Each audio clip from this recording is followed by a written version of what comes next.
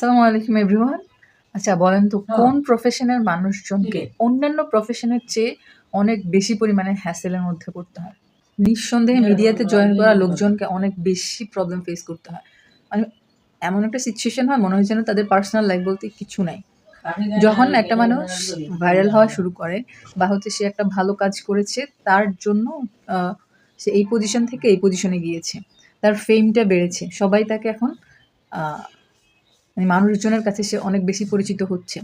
So at the same time এখানে কিছু মানুষজন থাকে যারা তার এই পজিশন থেকে তাকে এই পজিশনে নামাবে বা তারা যে কি আত্মিক প্রশান্তিটা পায় ওই মানুষটার পুরো ১৪ গোষ্ঠীর ইতিহাস তার বাচ্চাকাল থেকে বৃদ্ধকাল পর্যন্ত যে বয়সে সে এখনো যায় নাই ওই সব বয়সে হিস্ট্রি বের করে ফেলবে।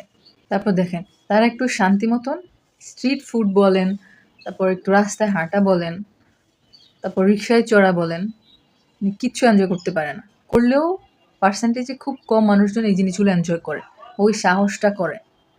কিন্তু বেশিরভাগ মানুষ এই জিনিসগুলো মানে এনজয় করতে পারে না। পাবলিকের ভয়ে বা নিজেদের মধ্যে একটা হীনমন্যতা কাজ করে। যে না সবাই তাদেরকে চেনে জানে। তারা এই পাবলিক প্লেসে এইভাবে আসবে না। তাদের এখন ডিমান্ড অনেক বেশি। তারপর তারা স্ট্রিট ফুড খাবে না। রাস্তায় দাঁড়িয়ে ফুচকা খাবে না। রিক্সায় ঘুরবে না। তারা গাড়ি দিয়ে ঘুরবে।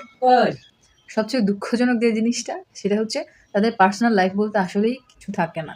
মানে সবকিছু পাবলিক হয়ে যায়। দূরের এক্সাম্পলে না যাই, কিছুদিন আগে যেটা ঘটলো রোজা আহমেদের কাহিনী একটু চিন্তা করেন। মানে মেয়েটা কত স্ট্রাগল করে সেই পজিশন থেকে এই পজিশনে আসলো। অথচ কি এমন হলো যার জন্য তার সবকিছু পুরো ইতিহাস তার পাবলিক প্লেসে ভাসছে। সোশ্যাল মিডিয়া খুললেই মানে রোজার এটা হইছে, ওটা হইছে, আগে ওর বাবা এই ছিল, ও এই ছিল, ওর বয়ফ্রেন্ড এটা, ও এটা করছে, ওইটা করছে। মানে সবকিছু।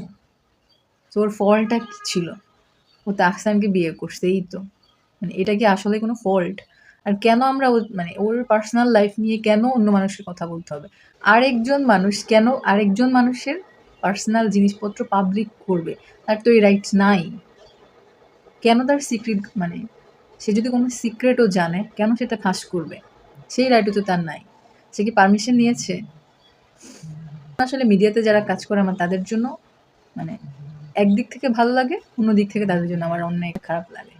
সো যারা মিডিয়াতে কাজ করে আমি তাদেরকে একটা রিকোয়েস্ট করব যে please don't share any of your personal matter on the media for your betterment, for a better life.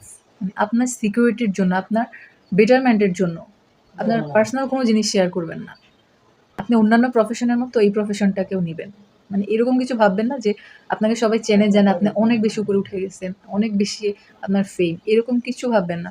সাংবাদিকরা আপনাদেরকে জিজ্ঞেস করবেই। তাই বলে সবকিছু বলে দিতে হবে না। আল্টিমেটলি সাংবাদিকের কিন্তু কিছু হয় না। যেটা হয় সেটা আপনারই হয়। এখন এই জিনিসগুলো আপনাকে মেন্টাল ট্রমায় নিয়ে যাবে। যখন মানুষের বাজে, বাজে কমেন্টস দেখবেন। কারণ মানুষ যে না বুঝে অনেক কিছু লিখে ফেলে। তারপর হার্ট করার জন্য ইচ্ছে করে অনেক জিনিস লিখে ফেলে। কারোরই আসলে পার্সোনাল ম্যাটার নিয়ে কখনোই পাবলিক প্লেসে কিছু বলা উচিত না। পার্সোনালটাকে পার্সোনালি রাখা উচিত। ফ্যামিলির জিনিসপত্র ফ্যামিলিতেই রাখা উচিত।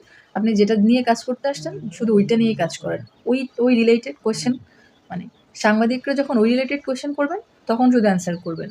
আপনার পার্সোনাল রিলেটেড কোনো কোয়েশ্চেন করলে সেগুলো জাস্ট ইগনোর করবেন।